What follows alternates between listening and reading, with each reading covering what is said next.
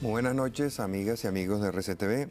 Nuestro invitado de hoy es Andrés Caldera, quien está de regreso, me imagino que por el planteamiento que hizo Juan José de la posibilidad de reformar el artículo 184 de la Constitución Nacional, que permitiría que el presidente y sus familiares o sus familiares más cercanos aspirasen a la presidencia de la República en el próximo periodo.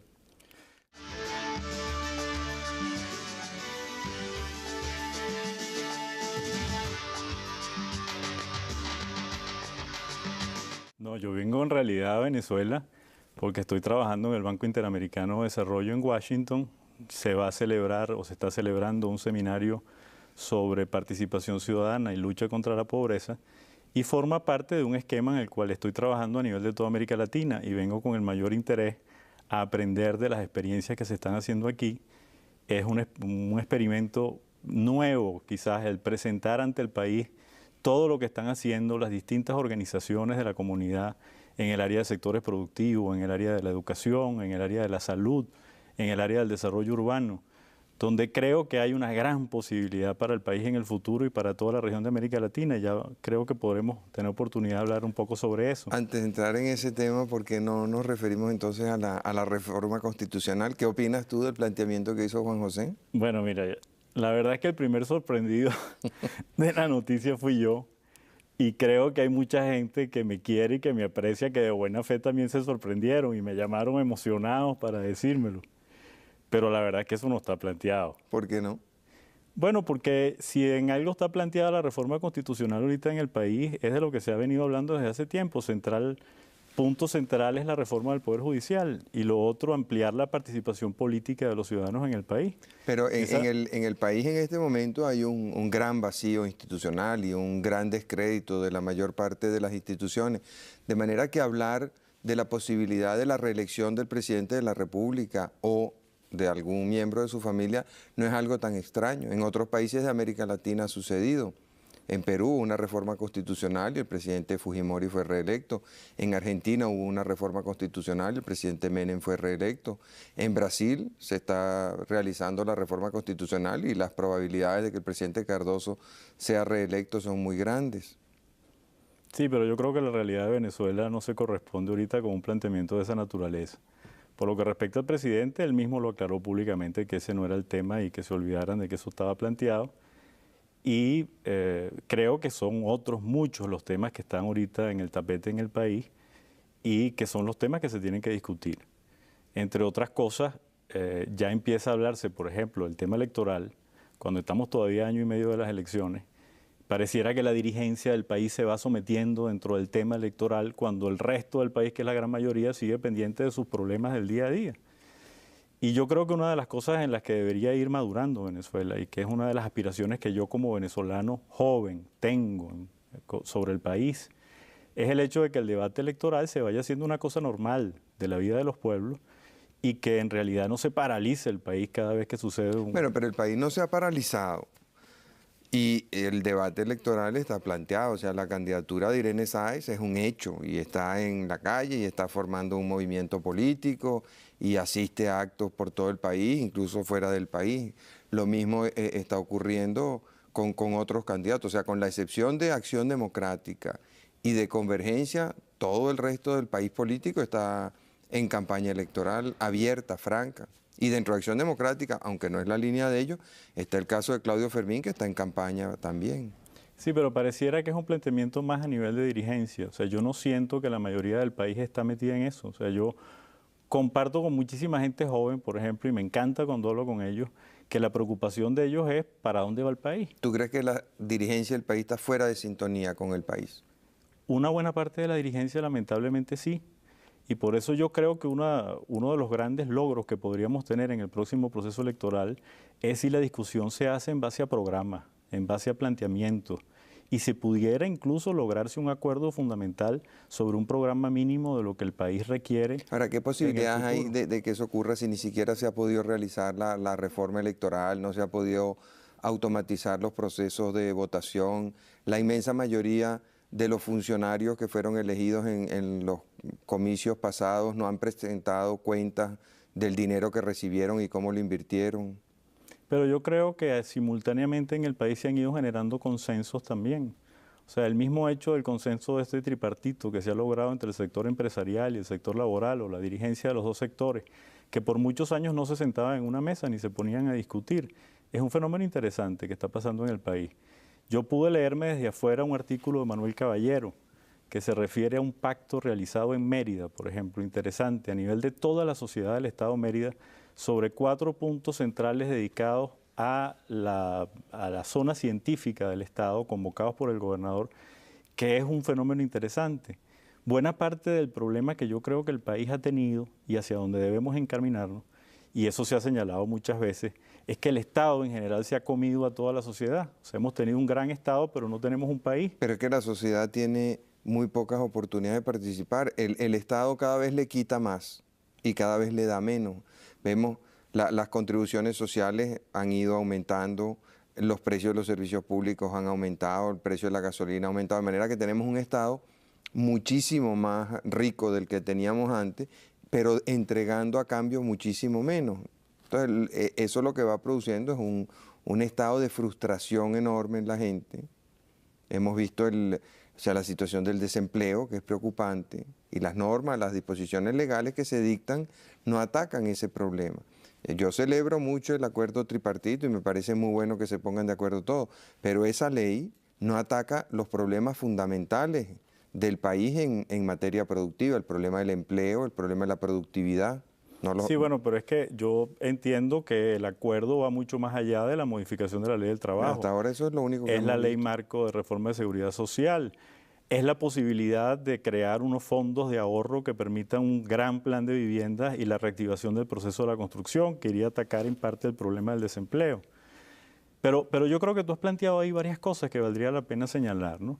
Por una parte, el hecho de que el Estado sigue absorbiendo todo. Yo creo que no es totalmente así, porque se ha venido desarrollando un proceso de descentralización en el país que es interesante. Yo creo en el proceso de descentralización, pero que creo que tiene que llegar a su etapa final, a los beneficiarios finales, que son las comunidades vecinales.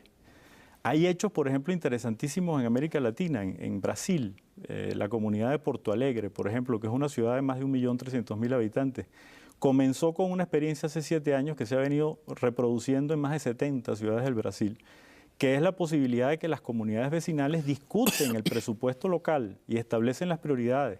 Y muchas de ellas participan en algunos de los planes de ejecución, lo que hace que la ejecución del gasto vaya más directamente a la satisfacción de las necesidades de la gente y además sea más transparente. Hay un proceso de reforma del Estado que Venezuela tiene que sufrir.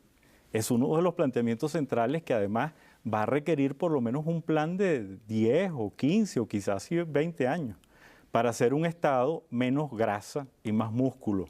Un Estado donde hay una recomposición del gasto y el gasto se destine fundamentalmente a las actividades de servicio. ¿Y cuándo va a empezar ese proceso? Tiene que empezar. Yo entiendo que está planteado. Yo quiero decir además, me siento en todo caso con autoridad para hablar de eso, porque en el primer Consejo de Ministros de la presente administración yo planteé la reestructuración de la Secretaría de la Presidencia, que era el organismo en mi competencia, el organismo que me tocó a mí dirigir. Y yo hice una reestructuración de la Secretaría de la Presidencia reduciendo un 40% de la nómina de la Secretaría, además de reduciendo todo lo que eran los gastos superfluos y ejerciendo verdaderamente una política de austeridad que la ejercí sobre mí mismo además. Pero además traté de impulsar a nivel de todo el gobierno lo que era el proceso de reestructuración. ¿Ahora por qué saliste del gobierno entonces?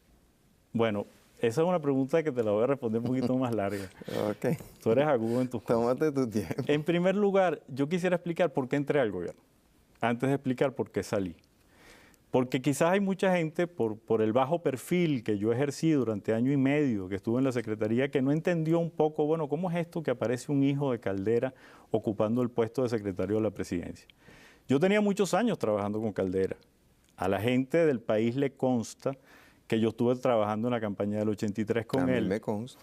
Estuve trabajando en la campaña del 93 con él, donde ejercí un papel fundamental, un papel fundamentalmente gerencial. Pero la gente que estuvo allí sabía cuál era el grado de compromiso y de responsabilidad que yo tenía con el candidato entonces Rafael Caldera, hoy presidente. Y en general la gente sabía que la persona que realmente podía ocupar ese cargo al inicio del gobierno era yo. El problema que yo tenía era llamarme Caldera. Si yo no me hubiera llamado Caldera, pues para la gente era obvio que la persona que tenía que ocupar el cargo era yo. Y eso incluso yo sé que hizo que el presidente pensara mucho y reflexionara mucho sobre el hecho de ponerme a mí o no en la secretaría. Ahora, una vez que tomó la decisión de ponerme para que lo acompañara en la primera etapa muy difícil del gobierno, yo quiero decirte, por ejemplo, que un hombre a quien quiero mucho, como el presidente Ramón Velázquez, que algo conoce de la historia del país, me dijo hace varios meses que para él el año más difícil de este siglo en Venezuela fue el año 94. Recuerdo incluso que él Más que el 92. Más que el 92. Recuerdo incluso que él me dijo, mire, usted está teniendo una oportunidad que no tiene todo el mundo. Usted se está formando en tiempos de crisis. Aprovéchela. Y yo lo que traté de hacer en la Secretaría de la Presidencia, que por supuesto cuando uno llega a un cargo como eso, trata de seguir un modelo de alguien que estuvo allí. Y para mí mi modelo fue Luis Alberto Machado, que yo creo que fue un extraordinario secretario general, que se entregó alma, vida y corazón al cargo, que vivía esclavo permanente en Miraflores, atendiendo las tareas de ayudar, colaborar a que los problemas normales que tiene toda administración se resuelvan, a que la gente se comunique, a que la gente se sienta, a hacerle seguimiento a las decisiones mismas del gobierno. Y además, con la característica de Luis Alberto, había sido el secretario general durante los 5 años de la primera administración de Caldera, el que era mi jefe. Entonces, para mí fue un modelo que yo intenté seguir. Y yo me dediqué, aparte de lo que es propio del secretario de la Presidencia, que es el manejo del staff del presidente, donde, como dije antes, hice un esfuerzo por reducir los gastos y tratar de ser mucho más eficiente y de imprimir una mística, porque la gente que trabajó allí conmigo sabe que realmente había un deseo de servir y de trabajar y de luchar por el país. Pero aparte de eso y de las funciones de ser secretario del Consejo de Ministros, de certificar las actas, preparar la agenda, ocuparme de la Gaceta, yo entendí que la tarea fundamental, ejemplo de Luis Alberto, era el dedicarme a colaborar para que el gobierno, a convertirme en el primer colaborador de todos los funcionarios del gobierno. Incluso a veces yo decía que yo era el viceministro de todos los ministros, porque yo, en definitiva, nunca intenté sustituirlos en sus funciones, nunca le di órdenes a nadie, a ninguno de los ministros. Siempre estuve allí al puesto, al pie del cañón en mi puesto, y de eso son testigos no solo la gente del gobierno central, sino los gobernadores, los alcaldes, que siempre sabían que yo estaba allí dispuestos a atender sus planteamientos, a facilitar que las instancias que tenían la competencia y la responsabilidad para resolver su problema lo hicieran, los oyeran, lo estudiaran y hacerle seguimiento siempre a las cosas del gobierno.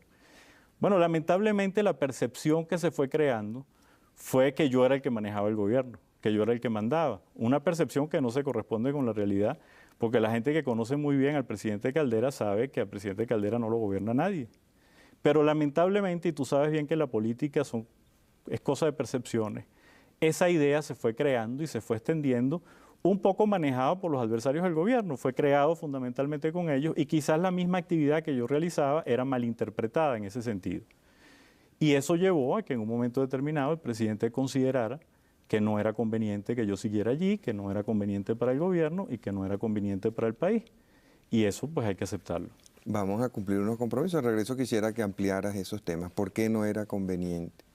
¿Cuál fue de esas razones, cuál fue la que movió al presidente a tomar la decisión? ¿Sentía que tú le hacías sombra? ¿Sentía que tú eras un obstáculo a su labor? ¿Pensaba que lo que se estaba haciendo en la Secretaría no era lo correcto? Y como tú dices, lo que más pesaba en el momento que tú asumiste el cargo era que te llamabas Caldera. Entonces una pregunta lógica es, ¿ha sido el apellido Caldera para ti una carga o ha sido una ventaja? Ya regresamos. Okay.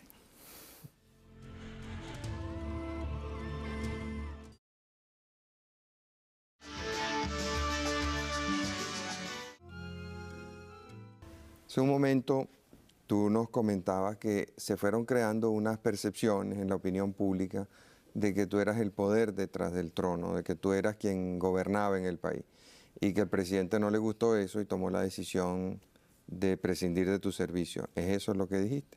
Sí, bueno, no el poder detrás del trono, porque yo era el ministro de la Secretaría de la Presidencia, tenía mis competencias establecidas en la Ley Orgánica de la Administración Central y yo simplemente cumplí con mis funciones. Y estaba sujeto a la vigilancia de la Contraloría General de la República y el Congreso de la República. O sea que eso estaba dentro de mis funciones. Ahora lo que te estoy tratando de decir es que sí se fue creando una percepción de que yo era el que manejaba el gobierno. Y eso en un momento determinado el presidente consideró que no era conveniente. ¿Para quién no era conveniente? Que no era conveniente para la marcha del gobierno, que no era conveniente para la institución de la presidencia, que no era conveniente para el país. Y en definitiva, el presidente es el que es electo por el pueblo, los ministros y los funcionarios de la administración somos designados por el presidente o por disposición del presidente de la República. O sea, pero el que le rinde cuentas al país es el presidente y es el que tiene que manejar las cosas como él lo considere conveniente. Entonces pudo más una campaña propagandística que se hizo para pintarte a ti como el que gobernaba que la realidad de tu trabajo. No, yo creo que la realidad de mi trabajo allí está. Y yo te voy a decir una cosa, el presidente sabe que yo le serví con toda devoción, con toda lealtad, con toda transparencia y que puse todo lo mejor de mí para cumplirle al país y para cumplirle a él en el tremendo compromiso en el que me puso al haberme puesto en ese cargo. Ahora, esas son cosas que ocurren en la vida política. La gente que sabe y que estudia la vida política, entre ellos tú, sabe que las percepciones a veces no corresponden con las realidades, pero a veces se imponen y es cuestión de conveniencia. Pues el presidente quizás en un momento delicado, en un momento que tenía que tomar una serie de decisiones, pues le pareció que eso era lo mejor. Ahora, eso ocurre en un momento en que la política da un gran cambio, la política económica del país. ¿Es que tú estabas en desacuerdo con los cambios que ocurrieron? Tú sabes que esa pregunta me la ha hecho mucha gente, a mí me da risa por las especulaciones que se hacen, ¿no? Una de las cosas más aplaudidas en este momento que ha generado, bueno, la complacencia del sector internacional y de mucha gente en el país ha sido el proceso de la apertura petrolera. Resulta que ese proceso de apertura petrolera no se podría estar dando ahorita si no hubiera iniciado en el año 94. Y Luis Justi, que ha sido el protagonista central de la apertura, lo podría decir, que ese trabajo comenzó en el año 94. O sea que hay muchas de las cosas que hoy se están dando, que se han dado porque se dieron pasos con anterioridad. Lo que pasa es que los 2 primeros años, y especialmente el año 94, fue un año terriblemente difícil. A la gente se le olvida. En el país hay poca memoria, hay gente que dice que es malo, hay otros que les parece que eso es bueno. Pero en realidad el año 94 fue un año terrible. O sea, el gobierno se inicia con el Banco Latino cerrado, las 3 primeras noticias en televisión eran de suicidios, de marchas, de la tragedia que significaba la crisis financiera, en la cual la mayoría de la gente desconocía la gravedad de la crisis. Bueno, yo recuerdo incluso en una reunión presente del presidente Velázquez, que la doctora Criboy había pensado que la crisis del latino se reducía a 6.000 millones de bolívares y después fue más de 300.000 millones. Bueno, en medio de esa crisis, todo el proceso de pacificación militar, que la gente se le olvida que el comienzo del gobierno era un poco el clamor del país por la liberación de los militares que se habían alzado en los movimientos del año 92. Y todo ese proceso de histerismo colectivo que había en el país, porque en realidad el país venía del año 92 y 93 de una situación donde la gente pensaba que había un golpe de Estado todas las noches, ¿no? O sea que fue un proceso difícil, además el año 94 con el barril de petróleo promedio de $10.50. El primer planteamiento que hace el ministro Sosa de Hacienda en el gabinete es que tenemos que recortar el presupuesto del 94, cosa que se hizo en 106.000 millones de bolívares en ese momento. Un déficit fiscal tremendo, no había un proceso de reorganización de la parte tributaria para compensar esa escasez de dinero que había. Bueno, fue un momento bien difícil donde prácticamente era apagar incendios todos los días. Y yo creo que el hecho de que el país haya ido encontrando y que haya, por lo menos en este momento, lo que es el equilibrio macroeconómico, que es fundamental para que haya crecimiento económico. Y si no hay crecimiento económico, no hay desarrollo ni posibilidades de acabar con la marginalidad y la pobreza. Pero hoy en día también se dice muy claro que no basta el crecimiento económico, porque gran parte del problema que tenemos en nuestros países, en América Latina y en Venezuela lo tenemos también, es el altísimo grado de desigualdad que hay en la sociedad. Y una política social tiene que estar fundamentalmente dirigida a fortalecer el capital humano del país. Y es fortalecerlo en 2 sentidos. Uno es la educación, que es uno de los puntos centrales que el país tiene que proponerse como un consenso a largo plazo. Y por cierto, lo planteaba el Plan de la Nación. El Plan de la Nación plantea 5 consensos sobre 5 puntos centrales y uno es el tema de la educación.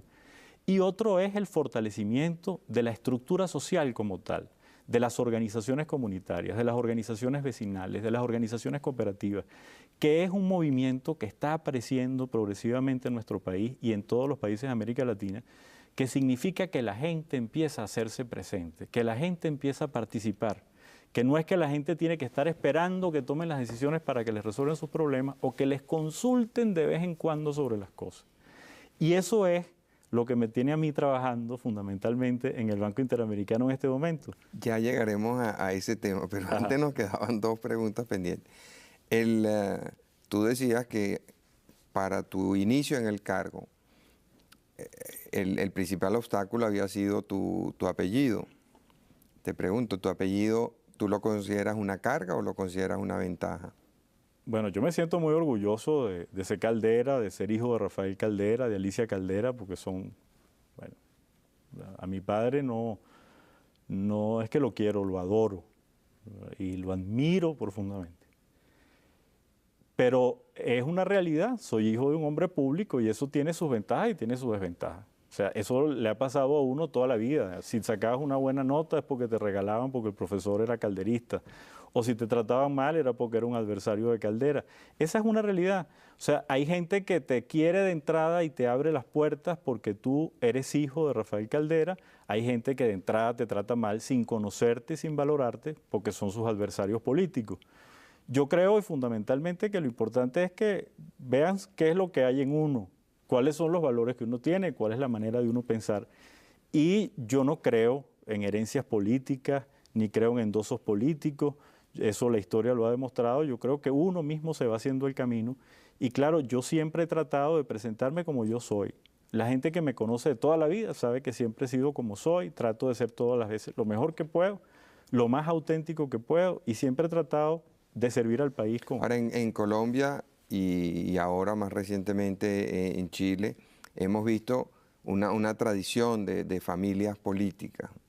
El caso de la familia Santos, la familia López, la familia Frey.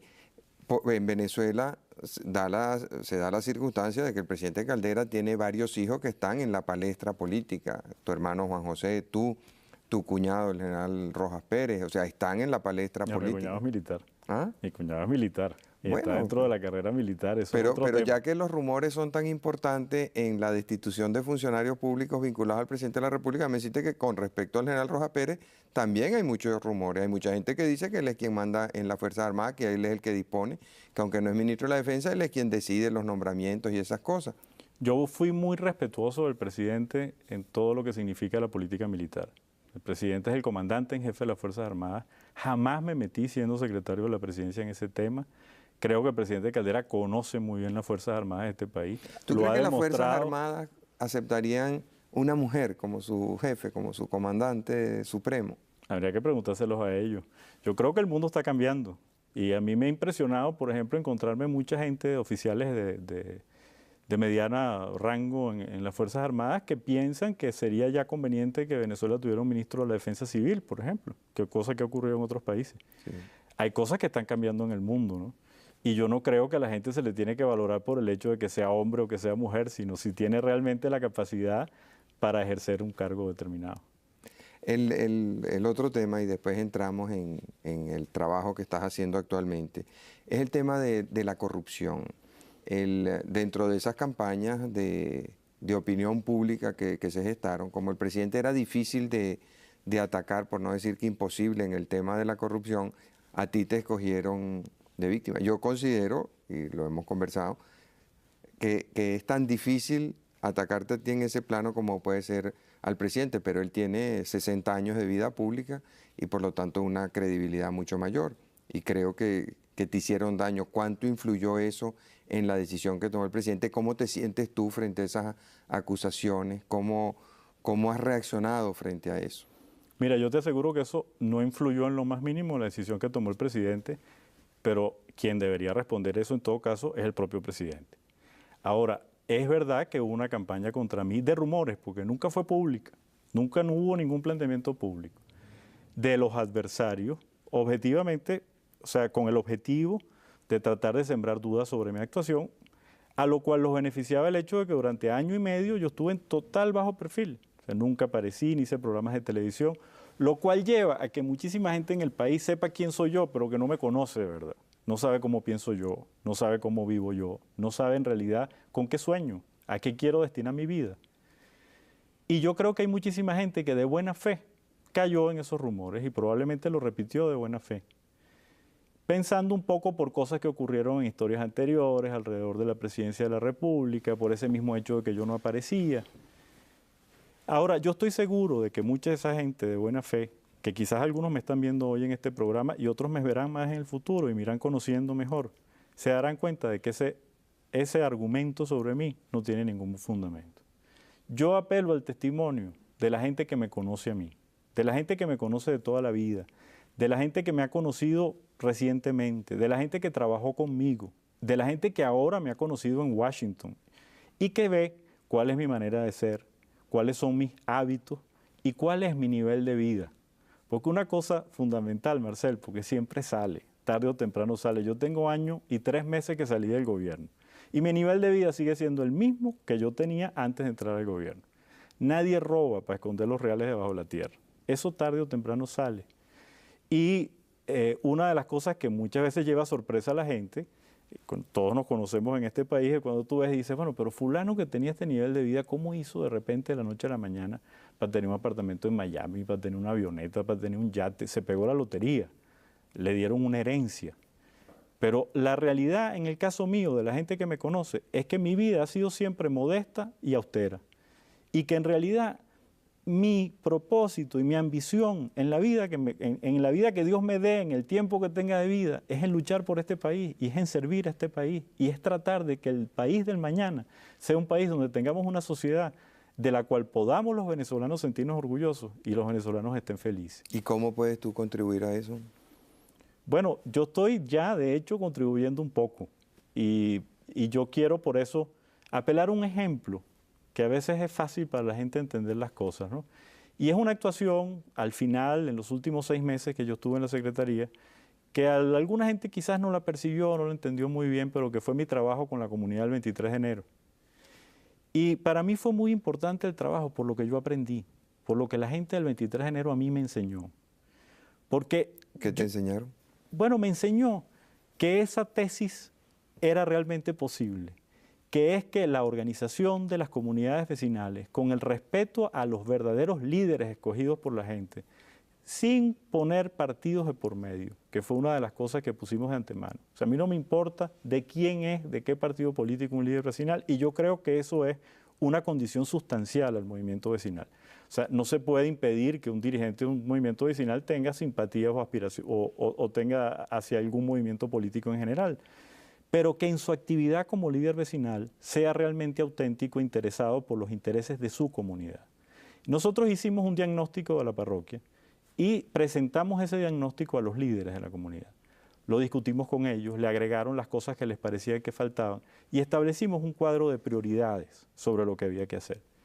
Y después fuimos articulando, trabajando conjuntamente, respetando a la gente del 23 de enero, el gobierno en la parte que podía, en lo que significa gobierno central, gobierno regional y gobierno municipal, tratando de coordinarlo con las autoridades, con los dirigentes vecinales, que son los que en realidad conocen su situación.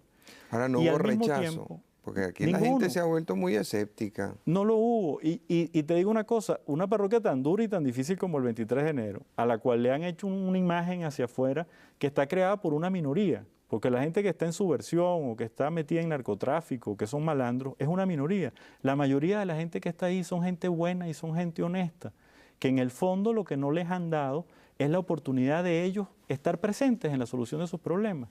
Y para mí eso abrió un camino de lo que puede ser un movimiento que puede significar, tiene hasta su cierto aspecto revolucionario, que es la posibilidad de que las comunidades vecinales en todas las áreas del país se organicen y tengan la posibilidad ellos mismos de empezar a resolver sus problemas. Que la gente se empiece a sentir más ciudadano y menos marginal.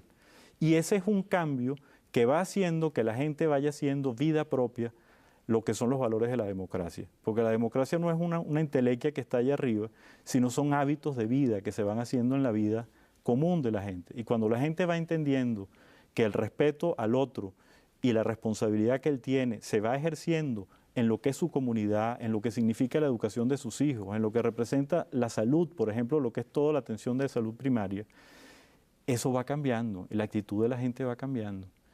Y por eso, en este momento, a mí se me abrió una oportunidad, después de que salí del gobierno, que para mí era muy difícil quedarme en el país, porque en realidad la gente seguía viendo que yo, con todo ese papel que había tenido, estar ayudando a resolver cosas, la misma gente del propio gobierno me seguía llamando. Y yo fui muy escrupuloso en eso, lo dije cuando ganamos las elecciones, que si no tenía un cargo, yo no me iba a meter en nada de la administración, porque me parecía inconveniente que siendo hijo del presidente, no teniendo ninguna responsabilidad que se me pudiera exigir después, estarme metiendo a alterar las decisiones del gobierno.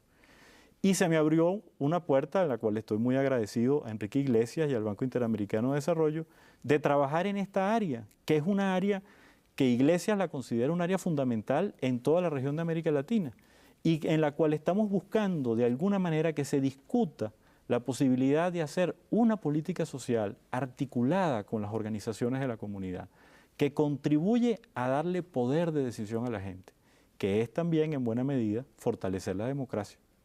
Vamos a cumplir unos compromisos. Al regreso quisiera ahondar un poco más en ese tema. Hay estudiosos del tema que consideran que con los niveles de pobreza que existen en la mayoría de los países de América Latina actualmente, la democracia tiene un porvenir negro. O sea, no hay posibilidad de que sobreviva la democracia con el nivel de vida, el ingreso per cápita que hay en Venezuela hoy en día. Quisiera tus comentarios sobre este tema. Ya regresamos.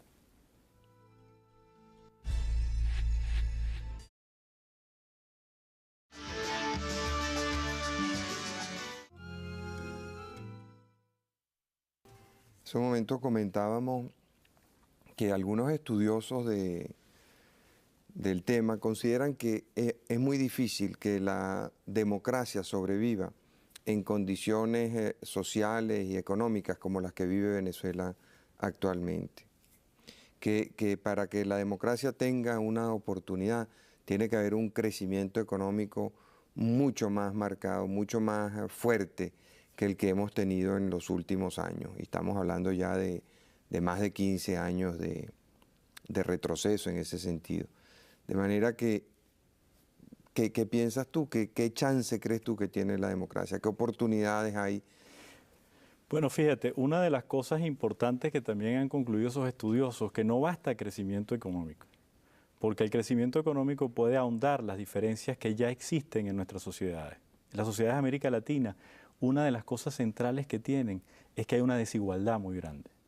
Y ese crecimiento económico solo lo que puede es contribuir a concentrar más la riqueza en unos pocos y que siga la pobreza a nivel de la gran mayoría. Entonces, buena parte tiene que centrarse en fortalecer el capital humano de nuestros países. Y como yo decía antes, eso tiene que ver con la educación y tiene que ver también con el fortalecimiento del tejido social institucional, de toda esa red que hoy en día se llama sociedad civil o lo llaman así. Yo prefería un poco la explicación de Aristides Calvani antes, que llamaba sociedades intermedias, todo aquello que está entre la familia y el Estado. Pero una cosa, por ejemplo, que a mí me ha sorprendido en Washington en el tiempo que llevo allá, que es un centro de información interesante, hay gente muy inteligente, hay acceso pues, a lo que la gente está pensando, es el criterio que la discusión ideológica que se ha producido entre Estado y mercado no tiene sentido, que es una discusión que más bien ha entrabado la posibilidad de soluciones. Y hay algunos, como Juan Luis Londoño, por ejemplo, fue ministro de Salud en Colombia, economista, y Nancy Birsa, que es la vicepresidenta del banco, que han escrito un trabajo ahora que se llama Acumular capital humano en sociedades desiguales. Y hablan de un modelo horizontal, de un modelo que está apareciendo en América Latina, que evita los dos modelos que en el fondo son verticales, del Estado clientelista, burocrático, todopoderoso, y del mercado, que también concentra en los productores o en los que tienen mayor capacidad de pago, en los proveedores o los que tienen mayor capacidad de pago las decisiones. Entonces los usuarios y los consumidores quedan en el fondo excluidos. Entonces la tesis es, cada uno tiene su peso y cada uno tiene que existir. Pero en el medio, gran parte del problema está en fortalecer ese capital humano que tenemos en nuestro país. ¿Y cómo se hace eso? Y por eso tiene que estar articulada. No hay, el doctor Massa escribió un artículo hace poco que tuve la oportunidad de leer, que no hay desarrollo si no se inserta dentro de la política económica la política social. Tienen que ir las dos perfectamente combinadas. Es verdad, como yo decía antes, que si no hay estabilidad macroeconómica no hay crecimiento, pero el crecimiento tiene que ir junto con el fortalecimiento del capital humano. Yo creo que uno de los planteamientos interesantes que se está produciendo en el país y que tiene que verse a fondo es la necesidad de desarrollar una política de desarrollo social. O sea, incluso cambiar ese Ministerio de la Familia, que fue un poco concebido como un ministerio asistencialista, pues de corte asistencial, para remediar situaciones de los más desprotegidos en un momento determinado, en una gran política que vaya a fortalecer a la gente, que vaya a permitirle a la gente el ser actores activos del proceso de desarrollo y que esa estrategia se inserte dentro de todo el Estado, dentro de la administración central y a nivel regionales y local. ¿Pero cómo? Porque abriendo poderes de decisión. En los discursos Marcel, políticos hay mucho de eso. Es abriendo poderes de decisión. Por ¿Cómo? ejemplo, es interesantísimo ver, estudiado de los casos concretos, cómo experiencias educativas realizadas en El Salvador, como la de Educo, o el caso realizado en la descentralización educativa en Bolivia, cada vez más las comunidades educativas, especialmente los padres y representantes, tienen la responsabilidad no solo del mantenimiento y el cuidado de las escuelas, de la adquisición de los materiales escolares, sino que se van teniendo injerencia en el pago y en la contratación y supervisión de los maestros. Y se van metiendo en la discusión curricular de qué es lo que sus hijos están estudiando. Ahora, la mayoría de la gente en Venezuela no tiene posibilidad de escoger el colegio de sus hijos. Los pone en el que le queda más cerca o en el que le sale más barato. Claro, y es lógico que los colegios estén cerca donde vives para evitarle a niños grandes traslados. Pero ese cambio, por ejemplo, en Venezuela ya podría irse produciendo y de hecho se está produciendo. Bueno, eso es parte de un proceso. Y el proceso significa la comprensión. Mira, una de las tragedias que yo creo que tenemos en nuestra región y Venezuela también es que somos países que venimos de un corte muy autoritarista, de poder muy concentrado. O sea, la democracia aquí no nació por debajo, sino es un proceso que ha sido promovido desde arriba. En cierta forma, la mayoría de los venezolanos hemos tenido un poco la mentalidad de súbditos y no de ciudadanos, esperando siempre que va a llegar un Mesías, como si hubiera no sé cuántos Mesías, y Mesías hay uno que nació hace 2000 años, pero esperando a alguien que va a venir a resolvernos nuestros problemas. Y resulta que buena parte de la solución de los problemas está en que la propia sociedad se vaya estructurando y vaya participando, y que realmente vaya creciendo y madurando. De tal manera que esa demagogia permanente que todavía vemos a 2 años del año 2000, yo les voy a poner el agua, les voy a poner la luz, bueno, no sea posible, porque eso, cuando tú tienes una sociedad que tiene programas a largo plazo, que está estructurada, que sabe qué es lo que quiere en el futuro, que es buena parte del problema del país, si lo llevamos a gran nivel. O sea, el problema para mí central como venezolano joven, y yo creo que lo sentimos mucho, es qué es lo que nosotros queremos del país a 20, a 30 años. ¿Cuál es el país que nosotros queremos construir y cuál es la estrategia fundamental? No en los detalles, sino en las cosas centrales. ¿Qué es lo que nosotros queremos? Lo que hicieron los asiáticos en un momento determinado, el programa que te interrumpa, de una manera muy autoritaria, que nosotros tenemos que lograrlo como producto de un consenso. Porque si no es producto de un consenso, eso no se hace propio de la sociedad y por tanto no se hace sostenible. Entonces estamos siempre en esos cambios bruscos de que cada vez que llega una persona se cambia el plan a los 3 años, a los 5 años, y es imposible que una sociedad progrese si no es con un programa a 20 o a 30 años. Entonces buena parte de esa discusión es la que yo creo que tiene que darse en el país. Por eso yo creo que es importantísimo que en el proceso electoral próximo la discusión esté más en cuanto a qué es lo que quiere hacer cada candidato, cuáles son sus programas, cuáles son sus ideas, que en torno a la figura misma de la gente. Pero eso implica que la gente crea en los programas. Lo que pasa es que la gente no cree ya en los programas porque nunca se cumplen. Siempre hay que cambiarlos, siempre ocurren circunstancias excepcionales que obligan al presidente a cambiar lo que era su programa original. Fíjate, mientras tú hablabas me pareció bien interesante el tema. Hay que buscar que la gente se incorpore a las grandes decisiones. Pero tú ves que aquí hay una, no sé cómo llamarlo, una élite política que no permite eso. En la educación, aquí mandan los sindicatos que están controlados por partidos políticos. Y aquí la gente no tiene ningún poder de decisión, ni en la escuela a la que manda a sus hijos, ni en la remuneración que deben recibir los maestros, los profesores que tienen sus hijos, ni en las dotaciones de la escuela, ni en nada. Todo eso se decide, lo decide un ministro de Educación sometido a no sé cuántas federaciones y gremios que son los que efectivamente mandan. En la salud pasa lo mismo. En otro campo, vamos al del petróleo. El del petróleo, no hay manera de que democraticen la industria petrolera. No lo quieren hacer y no lo van a hacer, porque es mucho poder concentrado en pocas manos, con intereses clientelistas, con intereses partidistas que no permiten que se abra el juego. Lo estamos viendo ahora con la necesidad de privatizar las empresas de Guayana. Hay intereses tan poderosos, los que reciben subsidios, los que compran a precios más baratos, los que venden con privilegio, más todos los intereses gremiales, partidistas, que no permiten que eso salga. Entonces, volvemos al tema anterior. ¿Es posible una evolución democrática en un país donde los gremios, los partidos políticos, los intereses económicos anclados al Estado no están dispuestos a ceder ninguno de sus poderes? Tú sabes que ahora te estaba oyendo yo a ti. Ajá. Y una de las sensaciones que estaba sintiendo es un poco lo que me ha pasado en estos meses que he estado fuera. Que alguna gente latinoamericana de países más pobres que el nuestro, me decía, mira, yo no entiendo cómo un país como Venezuela, que tiene todas las riquezas que Dios le puso allí, que tiene todas las ventajas comparativas para entrar en este proceso de globalización, porque la gente habla de la globalización es indetenible, ese es un proceso que no tiene retroceso y en el cual nosotros tenemos que insertarnos con una política muy propia, tenemos que desarrollar nuestro modelo de sociedad, pero tenemos que entender que tenemos que producir, que tenemos que competir, que tenemos que exportar. ¿Y qué les contestas tú? Bueno, y me decían ellos además, con una población relativamente manejable, ¿y qué es lo que les pasa a ustedes los venezolanos que se están matando unos con otros? En el fondo, fíjate que es una cosa interesantísima. Yo me leí hace poco un trabajo hecho sobre los valores del venezolano que dirigió Roberto Zapata.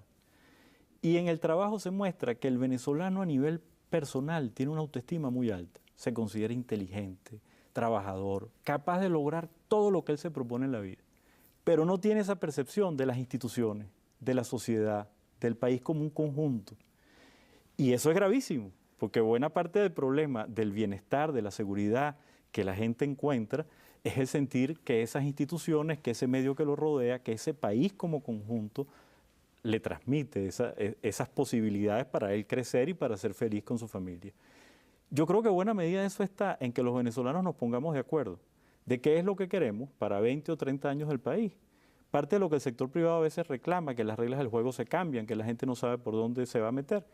Y uno de los retos, que tú mismo lo señalabas hace un rato, es el tema de poner el país a producir, de aprovechar la capacidad que ya tenemos, o otra, creando espacios de inversión, pero poner el país a producir. Y el país tiene, si tú te pones a ver, y es un problema de desconfianza, suficiente dinero de los venezolanos en el exterior, en los bancos, que podría perfectamente desarrollar al país a la vuelta de muy poco tiempo. Ahora, esos acuerdos tienen que desarrollarse. Y esos problemas enquistados que tú dices, etcétera, que es verdad que existen, yo creo que tienen que ir cambiando. Y yo creo que hay cambios que se van produciendo. En el 23 de enero, yo me imagino que cuando tú te presentaste ahí, la gente tenía al principio que verte con mucha desconfianza. Aquí viene otro funcionario del gobierno, viendo a ver qué demagogia hace con nosotros, cómo nos utiliza, cómo le servimos de trampolín. Además, muchos de ellos, me imagino por los resultados electorales que hubo en el pasado, en el 23 de enero, no debían tener ninguna simpatía política contigo tampoco. ¿Cómo desarrollaste tú ninguna relación constructiva con ellos? Yo los traté con respeto. Y yo creo que lo primero es tratar a la gente con respeto. Y el respeto requiere necesariamente una comunicación sincera. Cuando la gente ve que tú vienes a engañarlos o a entramparlos, a utilizarlos o manipularlos, no los estás respetando. Y lo primero es respetarlos.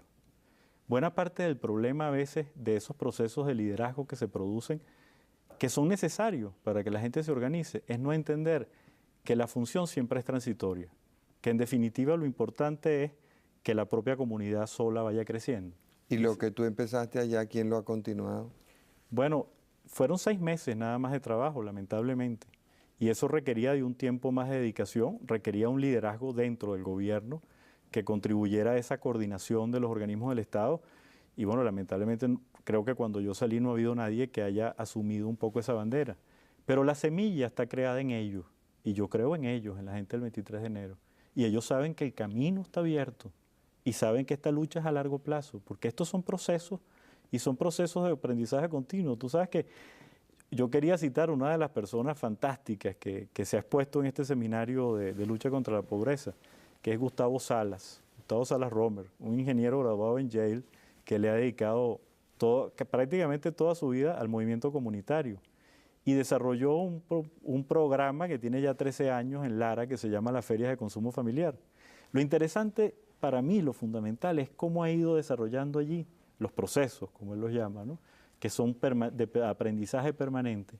Ha desarrollado un esquema organizativo con la cultura nuestra venezolana, que es productivo y que es eficiente, donde la gente se siente importante, porque cada quien, el esquema no es un esquema autoritario, ni siquiera socialista. O sea, cada quien es importante. El crecimiento personal es lo fundamental, pero al mismo tiempo la gente siente que forma parte de una cosa que hoy en día llaman capital social, que forma parte de una agrupación y que parte de su satisfacción, de su bienestar, es sentirse querido y bien tratado por sus compañeros.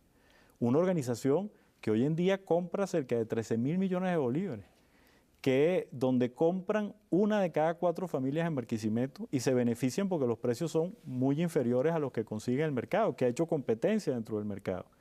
Pero al mismo tiempo que ha desarrollado este esquema organizativo, que te advierto, lo están usando en los cursos de gerencia social en el Banco Interamericano como un ejemplo interesante para aprender de lo que él ha logrado. Él, por ejemplo, que el padre Ugalde es uno de los que ha trabajado mucho el tema del trabajo en Venezuela.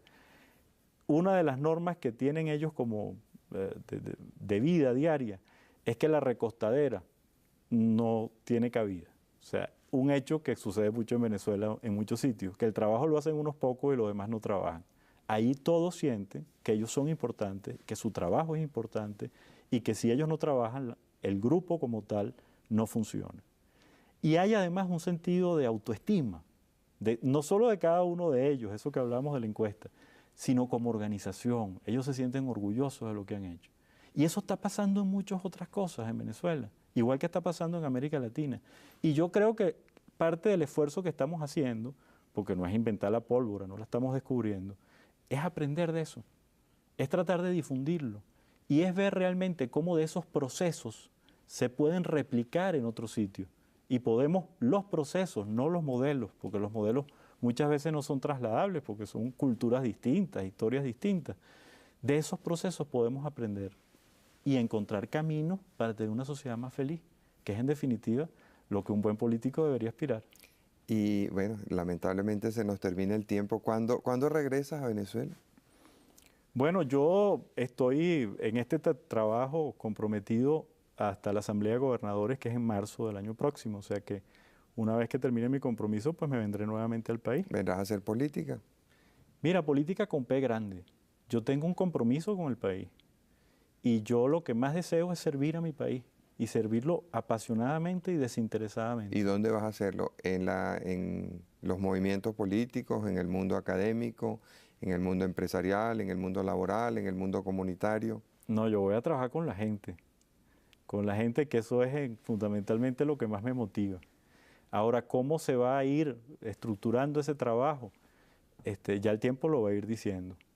Lo importante es realmente tratar de ayudar a que el país sea mejor. Y si esa contribución uno la puede dar en mayor o menor medida, y yo estoy comprometido, y creo que una de las palabras fundamentales que a veces se ha perdido en el mundo de hoy es compromiso con algo. Y yo voy a luchar por eso. ¿Y del artículo 184? Nada. Nos olvidamos eso por ahora. Bueno, muchas gracias, Andrés. Muchas gracias, amigos, por su atención. Como de costumbre, los espero el próximo lunes a esta misma hora.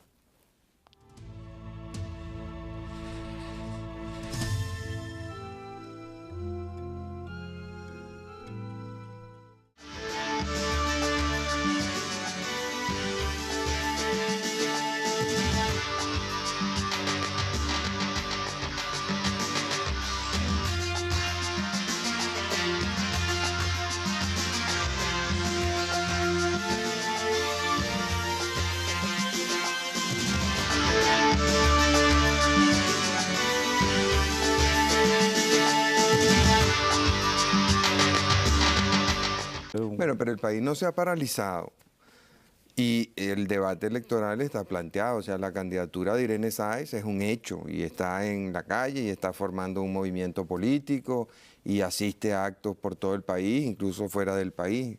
Lo mismo está ocurriendo con otros candidatos. O sea, con la excepción de Acción Democrática y de Convergencia, todo el resto del país político está en campaña electoral abierta, franca. Y dentro de Acción Democrática, aunque no es la línea de ellos, está el caso de Claudio Fermín, que está en campaña también.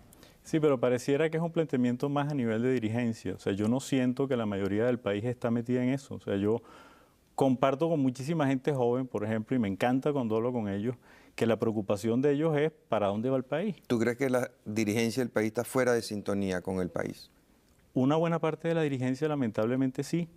Y por eso yo creo que uno de los grandes logros que podríamos tener en el próximo proceso electoral es si la discusión se hace en base a programas, en base a planteamientos, y se pudiera incluso lograrse un acuerdo fundamental sobre un programa mínimo de lo que el país requiere. Ahora, ¿qué posible?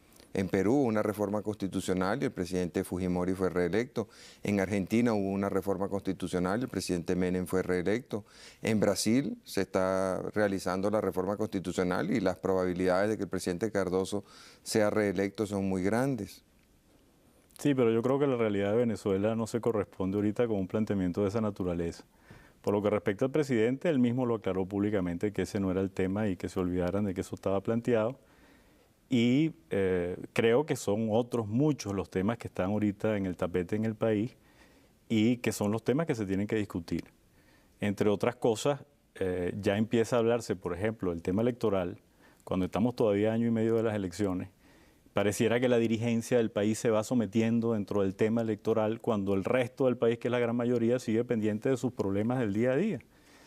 Y yo creo que una de las cosas en las que debería ir madurando Venezuela y que es una de las aspiraciones que yo como venezolano joven tengo sobre el país es el hecho de que el debate electoral se vaya haciendo una cosa normal de la vida de los pueblos y que en realidad no se paralice el país cada vez que sucede unidad en el área de sectores productivos, en el área de la educación, en el área de la salud, en el área del desarrollo urbano, donde creo que hay una gran posibilidad para el país en el futuro y para toda la región de América Latina. Ya creo que podremos tener oportunidad de hablar un poco sobre eso. Antes de entrar en ese tema, ¿por qué no nos referimos entonces a la reforma constitucional? ¿Qué opinas tú del planteamiento que hizo Juan José? Bueno, mira, la verdad es que el primer sorprendido de la noticia fui yo.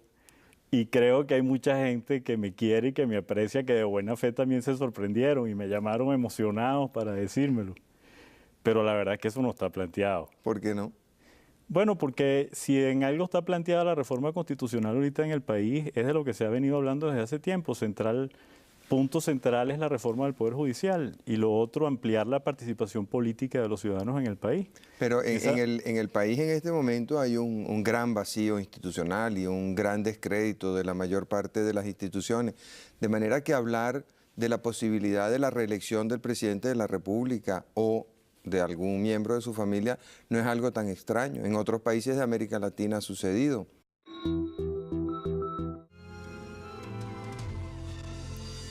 Muy buenas noches, amigas y amigos de RCTV. Nuestro invitado de hoy es Andrés Caldera, quien está de regreso, me imagino que por el planteamiento que hizo Juan José de la posibilidad de reformar el artículo 184 de la Constitución Nacional, que permitiría que el presidente y sus familiares o sus familiares más cercanos aspirasen a la presidencia de la República en el próximo periodo.